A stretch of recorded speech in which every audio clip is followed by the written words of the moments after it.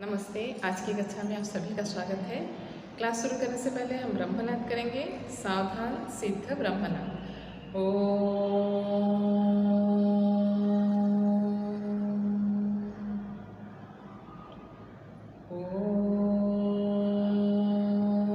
शांति शांति शांति। स्वस्ति। हम लोग आज जो कविता पढ़ने जा रहे हैं, ये मानो जो मनुष्य जो है, मनुष्य अपने ही द्वारा रचे गए औजारों से हथियारों से और विभिन्न जैसे जो बम से, है ना, मनुष्य की हत्या करता है या मनुष्य का नाश करता है ना। तो आप लोग समझ गए होंगे हम कौन सी कविता पढ़ने जा रहे हैं। तो कविता का नाम है हिरोशिमा, है ना। हिरोशिमा कहाँ पर है? कहाँ पर है हिरोशिमा? जापान में है ना। Hiroshima, Nagasaki. यहाँ पर किसने बम गिराया था? किसने बम गिराया था? अमेरिका ने बम गिराया था। कब गिराया था? द्वितीय विश्व युद्ध के दौरान, ठीक है। तो उस समय वहाँ की जो परिस्थिति थी, उसका क्या प्रभाव था, वो कैसा दृश्य था, उसके बारे में हम इस कविता में पढ़ेंगे। तो इस कविता को पढ़ने से पहले हम लोग क्या करेंगे? सबसे पहले इनके कवि के परिचय को जान लेते हैं, ठीक है। तो इनके कवि हैं सच्चिदानंद हीरानंद वात्स्यायन, जिनको अज्ञेय भी कहा जाता है, ठीक है। तो अज्ञेय जी का पूरा नाम था सच्चिदानंद हीरानंद वात्स्यायन, है ना, और अज्ञेय हैं। उनका जन्म 7 मार्च 1911 को कसाया, जो कि जिला देवरिया में पुरातत्व शिविर में हुआ। उनके पिता का नाम डॉक्टर हीरानंद शास्त्री था। अपने पिता के साथ उनका अधिक समय कश्मीर, बिहार और मद्रास में बीता। श्रीनगर और जम्मू में उन्होंने संस्कृत, फारसी और अंग्रेजी की प्रारंभिक शिक्षा प्राप्त की। स्वयं राखालदास बंदोपाध्याय से उन्होंने बंगला भाषा का अध्ययन किया। अज्ञेय का व्यक्तित्व क्रांतिकारी था। जब वे एमए कर रहे थे तब क्रांतिकारी आंदोलन में फरार हुए। 1930 में गिरफ्तार हुए, 4 साल जेल में रहे और 2 साल नज़रबंद रहे। उसके बाद उन्होंने किसान आंदोलन में भाग लिया। वे बहुमुखी प्रतिभा के धनी थे। उन्होंने कविता, कहानी, उपन्यास, आलोचना आदि के क्षेत्र में अपनी लेखनी चलाई। बहुत सी कलाएं भी जानते थे, मसलन फोटोग्राफी, चर्मशिल्प, पर्वतारोहण, सिलाई कला आदि। प्रतिभा संपन्न अज्ञेय ने सैनिक, विशाल भारत, प्रतीक और अंग्रेजी त्रैमासिक वाक का संपादन किया। साथ ही ऑल इंडिया रेडियो में भी नौकरी की। 1943 से 45 तक सेना में रहे। उन्होंने समाचार, साप्ताहिक दिनमान, नया प्रतीक तथा दैनिक नवभारत टाइम्स का कुशलतापूर्वक संपादन किया। प्रयोगवाद के प्रवर्तक अज्ञेय ने 1943 में तार सप्तक का संपादन किया। इसमें 7 कवि संकलित थे, जिन्हें उन्होंने राहों का अन्वेषी कहा है। इनमें से अधिकांश कवि प्रगतिवादी थे। अज्ञेय यायावरी प्रकृति के थे। मूल रूप से वे प्रेम और आकृति के कवि हैं। अज्ञेय जी को 1964 में आंगन के पार द्वार काव्य संकलन पर साहित्य अकादमी का पुरस्कार मिला। कितनी नावों में कितनी बार कविता संग्रह पर उन्हें भारतीय ज्ञानपीठ पुरस्कार से सम्मानित किया गया। तो आप याद रखिए कि साहित्य अकादमी पुरस्कार कब मिला था, क्यों मिला था? तो साहित्य अकादमी पुरस्कार 1964 में मिला था। किस काव्य संकलन पर मिला था? आंगन के पार द्वार पर। और कितनी नावों में कितनी बार कविता संग्रह पर उन्हें क्या मिला था? भारतीय ज्ञानपीठ पुरस्कार से सम्मानित किया गया था। तो ये तो रहा अज्ञेय जी का कवि परिचय। उनकी रचनाएं क्या क्या हैं देखो। इत्यलम बावरा अहेरी, हरी घास पर क्षण भर, आंगन के पार द्वार। और कविताएं देखो, शेखर, एक जीवनी, नदी के द्वीप, उपन्यास छोड़ा हुआ रास्ता, लौटती पगडंडियाँ, कहानियाँ में अरे यायावर रहेगा यार, एक बूंद सहसा उछली, यात्रा वर्णन में त्रिशंकु, आत्मीयन पद, अध्यतन, आलोचना आदि उनकी प्रमुख रचनाएं हैं, ठीक है। तो द्वितीय विश्व युद्ध के दौरान क्या हुआ था? बम गिराया गया था, है ना, अमेरिका द्वारा बम गिराया गया था। ये बम कब कब गिरा था? किस किस को याद है? जरा बता दो, है ना। कब गिरा था? 2 बम गिराया गया था, एक हिरोशिमा पर और एक नागासाकी पर। तो कब गिरा था? पहला बम गिरा था 6 अगस्त 1945। कब गिरा था? 6 अगस्त 1945 और उसका नाम क्या था? Fat man. क्या नाम था? Fat man. उसके बाद दूसरा जो बम गिरा था वो कब गिरा था? 9 अगस्त 1945 को गिरा था और इसका नाम क्या था? Little boy. ठीक है, ये दोनों नाम याद है आपको। अब आते हैं हम कविता पर। तो ये प्रस्तुत कविता जो है आधुनिक सभ्यता की मानवीय विभीषिका का चित्रण किया गया है ना। प्रस्तुत कविता में आधुनिक सभ्यता की मानवीय विभीषिका का चित्रण किया गया है। यह कविता अज्ञेय जी की सदा नीरा कविता संग्रह से ली गई है। सदा नीरा एक काव्य संग्रह है, उसमें बहुत सारी कविताएं हैं जिसमें से इस कविता को लिया गया है। ठीक है, तो कविता को ध्यान से सुनो। एक दिन सहसा सूरज निकला, अरे क्षितिज पर नहीं, नगर के चौक पर धूप बरसी पर अंतरिक्ष से नहीं, फटी मिट्टी से। ठीक है, तो एक दिन क्या हुआ? अचानक से क्या हुआ? सहसा मतलब अचानक से सूरज निकला। कहाँ से सूरज निकला? कभी कहते हैं क्षितिज पर नहीं, अर्थात आसमान में सूरज नहीं निकला। कहाँ पर निकला? नगर के चौक पर, अर्थात अमेरिका ने जो जापान का जो हिरोशिमा जगह था वहाँ पर उस नगर के बीचों बीच में उस बम को गिराया था।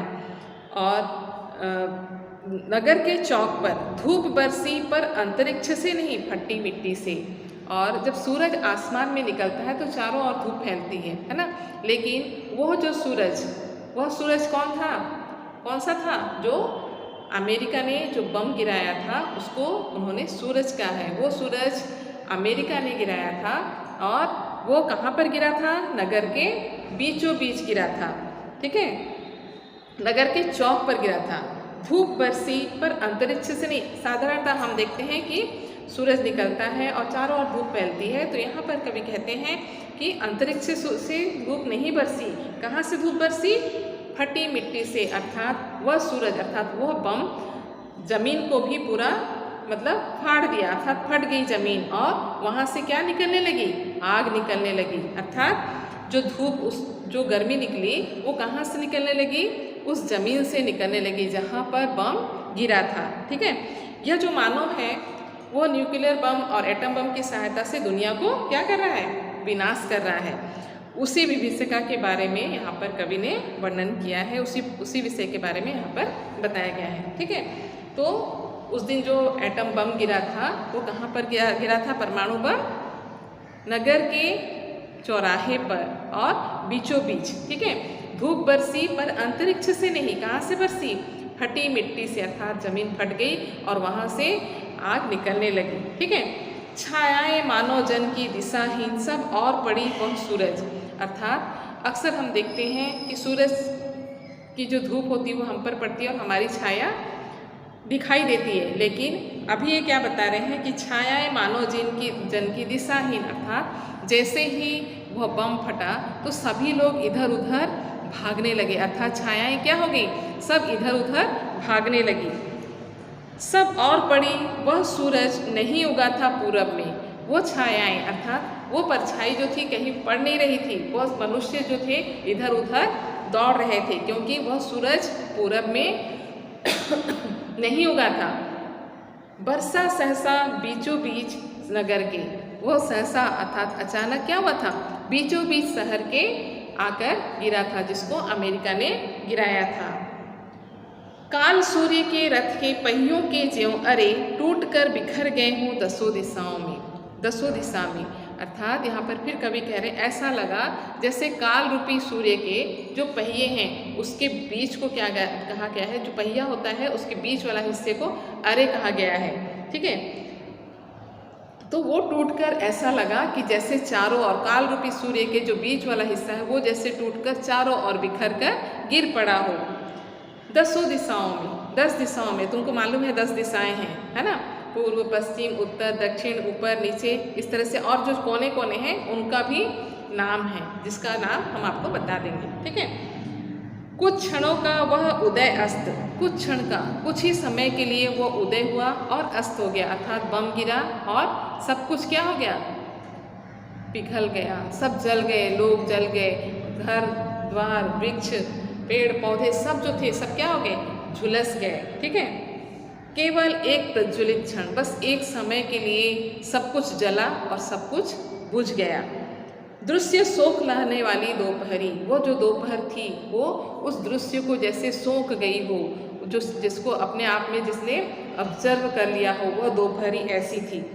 छायाएं मानव जन की नहीं मिटी लंबी हो होकर, सभी मनुष्य जो थे वहाँ पर जितने भी उपस्थित थे उस नगर के और वहाँ उसके आसपास सब लोग लंबे हो कर गिर पड़े, अर्थात सब कोई मृत्यु प्राप्त कर चुके थे।